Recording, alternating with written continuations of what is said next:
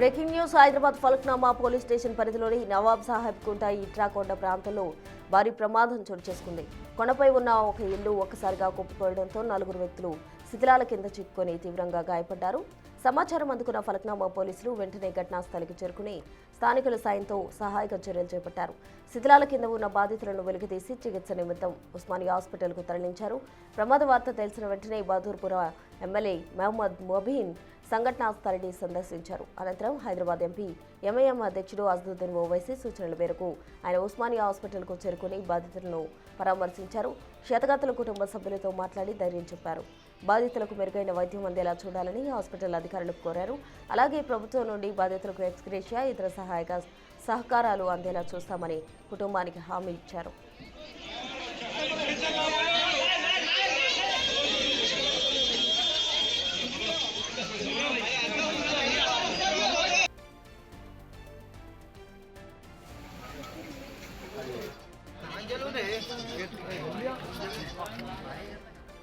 Old city ఇల్లు కూలిన ఘటనపై మరింత సమాచారం మా ప్రతినిధి అక్రమ్ అందిస్తారు.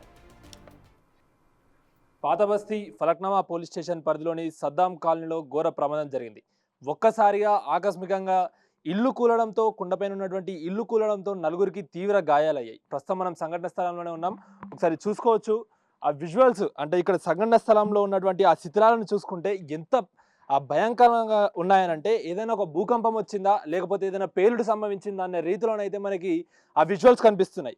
స్పష్టంగా మనం చూసుకుంటే సరిగ్గా రాత్రి 11:20 సమయంలో ఒక్కసారిగా కూడా ఆ పైన మనకి ఏదైతే కొండపైన కనిపిస్తున్నటువంటి ఇల్లు ఉందో ఆ ఇంటికి సంబంధించినటువంటి రూమ్లు అయితే ఒక్కసారిగా కూడా కింద పడ్డాయి. అయితే మనం ప్రధానంగా గమనించినట్లయితే అక్కడ కనిపిస్తున్నటువంటి ఆ కొండపైన ఉన్న ఇంటి కింద ఆ మట్టి ఏదైతే కనిపిస్తుందో ఆ మట్టి వద్ద పూర్తిగా కూడా తేమ శాతం మనకి ఎక్కువ తడిచిపోయి కనిపిస్తుంది. ఎందుకనంటే ఆ పైన ఆ ఇల్లుకు సంబంధించినటువంటి డ్రైనేజ్ వాటర్ కానీ లోపల ఉన్నటువంటి ఆ పైప్ లైనే కానీ అవన్నీ కూడా దానికి సంబంధించినటువంటి వాటర్ లోపల చాలా సంవత్సరాల నుంచి, ఎందుకంటే ఈ ఏరియాలో ఇక్కడ ఇల్లులు ఉండడం కొత్తగా కాదు, చాలా సంవత్సరాల నుంచి మనకి ఇక్కడ ఇల్లులు ఉన్నాయి.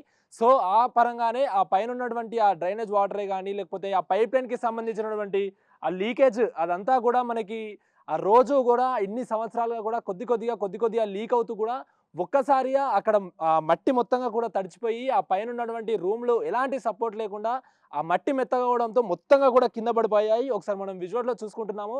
ఆ పైన ఉన్నటువంటి రూమ్లో ఉన్న ఆ సామాన్ ఒకసారి చూసుకోవచ్చు. ఫ్రిడ్జే కానీ లేకపోతే ఆ బకెట్ డ్రమ్లు అవన్నీ కూడా కనిపిస్తున్నాయి. ఎంత ప్రమాదకరంగా ఉన్నాయనంటే ఒకసారి మనం చూసుకోవచ్చు.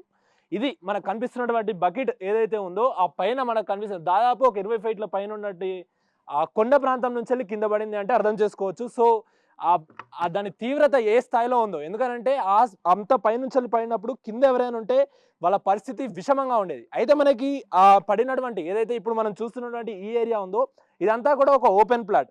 ఇక్కడ కేవలము బైక్స్ పార్కింగ్ చేసుకోవడమే కానీ లేకపోతే ఏదైనా ఆటోలు పార్కింగ్ చేసుకోవడమే కానీ చేస్తూ ఉంటారు. అదే విధంగా ఆ క్రమంలోనే ఇక్కడ పార్క్ చేసినటువంటి ఒక బైక్ కూడా మనం చూస్తున్నాము. ఒకసారి బైక్ని కూడా చూసుకుంటే రూపురేఖలు లేకుండా మారిపోయింది. ఎందుకంటే రోజులాగానే వాళ్ళు ఇక్కడ ఖాళీగా ఉంది కాబట్టి ఇక్కడ బైక్స్ కానీ అలాంటివి ఏమైనా పార్కింగ్ చేస్తూ ఉంటారు. సో అలా పార్క్ చేసినటువంటి ఒక బైక్ని కూడా మనం చూస్తున్నాము.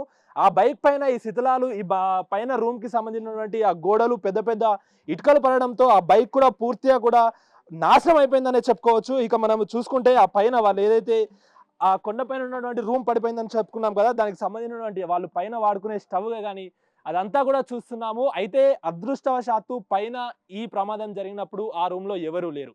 ఎస్, ఆ రూమ్లో ఎవరూ లేరు. దానికి పక్కన ఉన్నటువంటి రూమ్లో ఇద్దరు ఉన్నట్టు కూడా తెలుస్తోంది. అయితే అదృష్టవశాత్తు ఈ ఏదైతే రూమ్ పడిందో ఈ రూమ్లోనైతే ఎవరూ లేరు. సో దాంతో ఆ పైన వారికి అయితే ప్రమాదం తప్పిందని చెప్పుకోవచ్చు. కాకపోతే ఇప్పుడు ఈ ఓపెన్ ప్లాట్ పక్కనే ఇంకొక ఇల్లు కూడా ఉంది. ఆ ఇంట్లో దాదాపు 4 ఉన్నట్లు కూడా తెలుస్తోంది. ఆ 4కి ఒక్కసారిగా ఇది జరగడంతో ఆ తీవ్ర గాయాలయ్యాయంటూ కూడా తెలుస్తుంది. అటు తలకే కానీ లేకపోతే చేతులకు తీవ్ర గాయాలైనట్లు కూడా తెలుస్తుంది. ఒకసారి మనం లోపలికి వెళ్ళే ప్రయత్నం చేద్దాము. ఎందుకంటే ఆ పడిన తీవ్రతకి ఆ ఒక్క ఇల్లే కాదు, అంటే ఆ ఒక్క ఓపెన్ ప్లాటే కాదు, ఇటు సైడ్ పక్కనే ఉన్నటువంటి ఇంట్లో కూడా అది వచ్చినట్టు కూడా తెలుస్తుంది. ఒకసారి మనం లోపలికి వెళ్ళే ప్రయత్నం చేద్దాము. ఎందుకంటే ఇది కూడా దానికి ఆనుకొనే ఉంది. ఒకసారి మనం లోపలికి వెళ్తే పూర్తిగా కూడా ఎంత భయాందోళన కలిగించే విధంగా లోపల దృశ్యాలు ఉన్నాయనంటే నిజంగా ఇక్కడ ఒక భూకంపం వచ్చిందా లేకపోతే ఏదైనా పేలుడు జరిగిందా లేకపోతే పైనుండి పెద్ద పెద్ద బండలు ఏమైనా పడ్డాయా అన్న రీతిలో ఉంది. ఎస్, ఒకసారి మనము మా కెమెరామెన్ శివ చూపించే ప్రయత్నం చేస్తాడు. ఒకసారి ఈ మనం రూమ్ చూసుకుంటున్నాం కదా, ఇదే రూమ్లో దాదాపు 4 ఇద్దరు పెద్దవాళ్ళు, ఇద్దరు పిల్లలు, 9-10 సంవత్సరాల పిల్లలు. వాళ్ళు ఇదే రూమ్లో ఉన్నారు ఈ ప్రమాదం జరిగినప్పుడు. అయితే ఒక్కసారిగా కూడా అది పడడంతో మొత్తంగా వాళ్ళు ఈ రూమ్లో ఉన్నారు కాబట్టి వారికి తలకు తీవ్ర గాయాలయ్యాయి. ఎందుకంటే మనం చూస్తున్నాము, ఒకసారి చూసుకో, ఇంతింత బండలు, గ్రానైట్ రాయలు ఇవన్నీ. ఈ రాయలు పైనుంచి పడడంతో ఇక్కడ పిల్లలు చదువుకుంటూ ఉన్నారు. ఇద్దరు, ఒక పిల్లానికి 9 సంవత్సరాలు, అదేవిధంగా ఇంకో బాబుకి 10 సంవత్సరాలు. ఒక ముసలావిడ ఉంది, 65 సంవత్సరాల ముసలావిడ. ఒక లేడీ ఉంది. వాళ్ళ నలుగురు కూడా ఈ రూమ్లో అప్పటికే డిన్నర్ చేశారు, ప్రశాంతంగా కూర్చున్నారు. పిల్లలు చదువుకుందామని ఆ బుక్స్ అవన్నీ కూడా ఓపెన్ చేశారు. ఒక్కసారిగా కూడా పైనుంచి ఈ ప్రమాదము వచ్చి కూడా పడిపోయింది. అదృష్టవశాత్తు ఆ నలుగురు సేఫ్గా ఉన్నారు, ఎవరికి ఏం కాలేదు. కాకపోతే గాయాలు మాత్రం తీవ్రంగా అయినట్టు కూడా తెలుస్తోంది. వెంటనే గమనించినటువంటి స్థానికులు అయితే హుటాహుటిన ఉస్మానియా హాస్పిటల్కి అయితే తీసుకెళ్ళినట్టు కూడా తెలుస్తోంది. అయితే అక్కడ ఉస్మానియా హాస్పిటల్లో మెరుగైన చికిత్స కోసం అయితే అక్కడ అందరూ కూడా అటు డాక్టర్స్ అయితే వాళ్ళకి చికిత్స అందిస్తున్నారు. ఒకసారి మనం చూసుకుంటే ఇక్కడ మనం చూస్తున్నాం కదా, ఆ పైనుండి ఇందాక మనం చూపించినటువంటి ఓపెన్ ప్లాట్ ఏదైతే ఉందో ఆ ఓపెన్ ప్లాట్ పక్కనే ఈ రూమ్ ఉంది. సో ఆ కొండపై నుండి పడినటువంటి ఆ శిథిలాలే కానీ, ఆ కొండకు సంబంధించినటువంటి బండలే కానీ, పైన ఒక రూమ్ ఉందని చెప్పుకున్నాం, ఆ రూమ్కి సంబంధించిన బండలు అవన్నీ కూడా పడిపోయాయి. దాంతో పైన ఏదైతే రేకులు ఉన్నాయో ఆ సీలింగ్ మొత్తంగా కూడా విరిగిపోయిన పరిస్థితి. ఒకసారి ఫ్యాన్ చూసుకోవచ్చు, ఫ్యాన్ పరిస్థితి అంటే ఫ్యాన్ దాని షేప్నే మారిపోయింది అని అంటే ఏ స్థాయిలో, ఎంత స్పీడ్గా కూడా, ఎంత ఎత్తు నుండి ఎంత బరువైన బండరాలు పడ్డాయో కూడా మనకి స్పష్టంగా కూడా తెలుస్తుంది. ఒకసారి మనం పక్కనే చూసుకుంటే ఇది పూర్తిగా కూడా క్రాక్స్ వచ్చేసాయి. అంటే ఏ క్షణంలోనైనా, ఇప్పుడు విక్టిమ్ బృందం లోపల ఉంది, ఏ క్షణంలోనైనా ఇది పడిపోవచ్చు. ఇంత ప్రమాదకరంగా ఈ రూమ్ ఉంది. సో మనకి ఈ రూమ్ పక్కన ఏదైతే ప్రమాదం జరిగినప్పుడు ఈ రూమ్లో నలుగురు ఉన్నారు, నలుగురికి తీవ్ర గాయాలయ్యాయి. ఒకసారి ఈ రూమ్కి ఆనుకునే మరొక రూమ్ ఉంది, ఒక్కసారి ఈ రూమ్ కూడా చూపించే ప్రయత్నం చేద్దాము.